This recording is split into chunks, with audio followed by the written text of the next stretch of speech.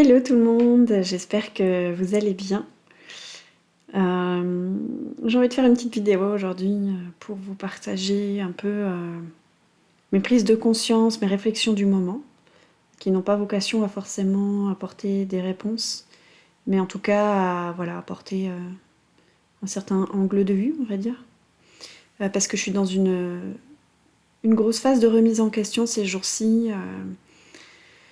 au niveau voilà, plusieurs aspects de ma vie, mais surtout au niveau professionnel. Et, euh, et en fait, je me pose sincèrement la question aujourd'hui, oui, d'à partir de quel espace, en fait, euh, j'agis, à partir de quel espace je prends des décisions. Et c'est quelque chose dont j'ai conscience depuis longtemps, mais comme dans la période dans laquelle on vit, on parle beaucoup de création de réalité, on parle beaucoup de visualiser ce qu'on veut, de poser des intentions, des objectifs, incarner la future version de nous, ce genre de choses. Je me demande si en fait, avec tout ça, on se crée pas encore plus de conditionnement. Pourquoi ? Parce que je me rends compte que moi-même, j'ai beaucoup visualisé mon futur. Je me suis dit, tiens, j'aimerais faire ça, j'aimerais faire ci, j'aimerais que ça se passe comme ci, comme ça. Et finalement, je me suis rendu compte que je pouvais être prisonnière de mes propres désirs, de mes propres envies pour le futur. Parce que ce que moi je pense être bon pour moi n'est pas forcément ce que la vie pense qui est bon pour moi.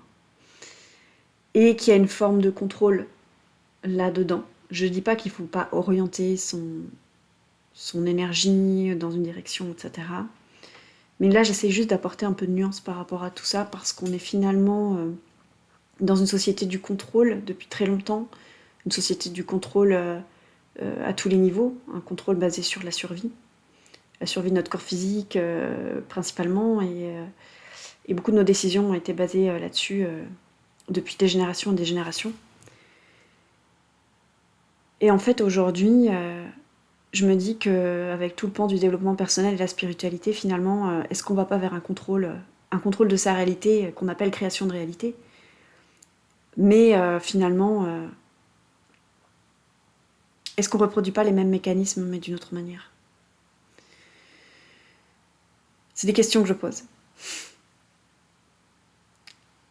Parce que finalement, quand les choses ne se passent pas comme on aurait voulu, quand on a envie de créer une réalité et qu'elle ne se manifeste pas, qu'elle ne se réalise pas, eh ben on va avoir tendance à se jeter la pierre à soi-même, se dire qu'on n'est pas assez, se dire qu'on ne fait pas ce qu'il faut, se dire qu'on a encore des blocages inconscients et que si et que ça et que ça. Mais et si la réponse se trouvait ailleurs ?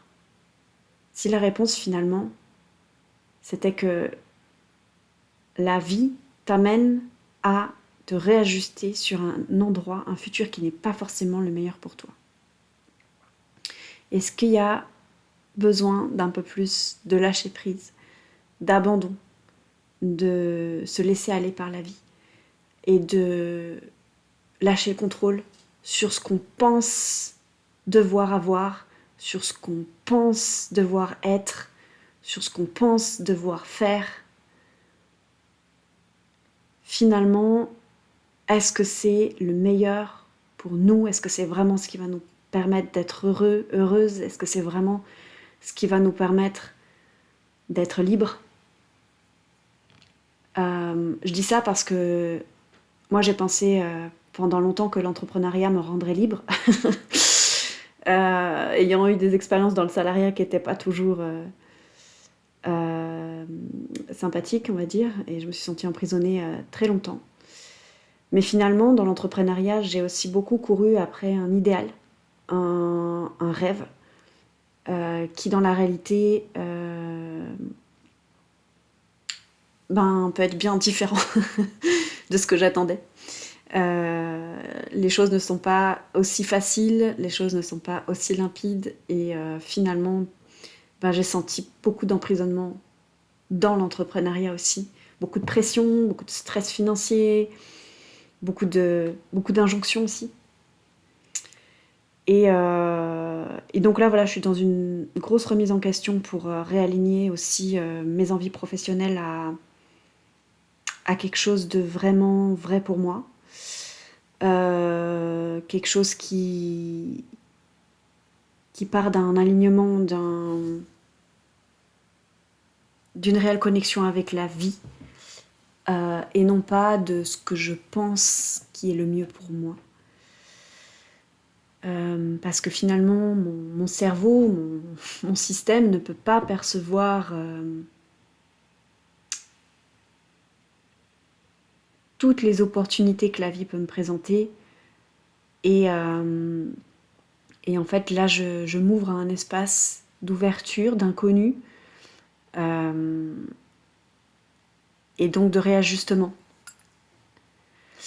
Je ne sais pas du tout ce qui va ressortir de tout ça, mais l'idée c'est de mettre à plat, voilà, ok, jusqu'ici j'ai fait ça, j'ai accompagné des personnes pour faire ça, j'ai créé ça, qu'est-ce que là-dedans vibre encore en moi aujourd'hui, qu'est-ce que j'ai vraiment envie de faire avec tout ça, est-ce que j'ai envie de m'ouvrir à d'autres choses, est-ce que je ferme des portes, est-ce que j'en ouvre d'autres, quelle va être ma manière d'entreprendre, est-ce que je vais continuer d'entreprendre? Bon, ça oui, je pense que oui, mais comment je vais le faire? Voilà, c'était voilà, je suis dans des réflexions par rapport à tout ça, et je me dis que finalement, dans la création de la réalité, il y a beaucoup de contrôle en fait, aujourd'hui, dans ces milieux spirituels. En fait, est-ce que nos désirs partent de cet espace profond où on sent qu'il y a vraiment un appel de l'âme et du cœur, ou est-ce que nos désirs partent d'espaces d'insécurité, de survie, d'enjeux aussi, d'enjeux existentiels? Est-ce qu'il y a les deux qui sont mélangés dans nos décisions, nos envies? Enfin, c'est des questions à se poser, et c'est ok, quoi, quelle que soit l'expérience qu'on fait de tout ça. Mais voilà, je pense que de temps en temps, c'est bien de tout laisser dégringoler, en fait, et de se dire, ok, qu'est-ce qui est juste finalement derrière tout ça? Qu'est-ce qui est bon pour moi? Et de s'ouvrir aussi à l'inconnu, à la magie de la vie, qui, elle, nous guide à travers aussi tous les moments inconfortables, les résistances qu'on peut rencontrer, les murs qu'on peut se prendre, et que c'est souvent des signes qu'il y a besoin de réajuster des choses, et d'arrêter de forcer, et, et, euh, et de retrouver notre essence première, c'est-à-dire de retrouver ce jeu qu'on a d'être vivant, de retrouver notre élan créatif, de retrouver ce qu'on a vraiment, vraiment envie de faire, et non pas pour des raisons de survie, mais pour des raisons vraiment de vie. Voilà pour ma petite réflexion du jour.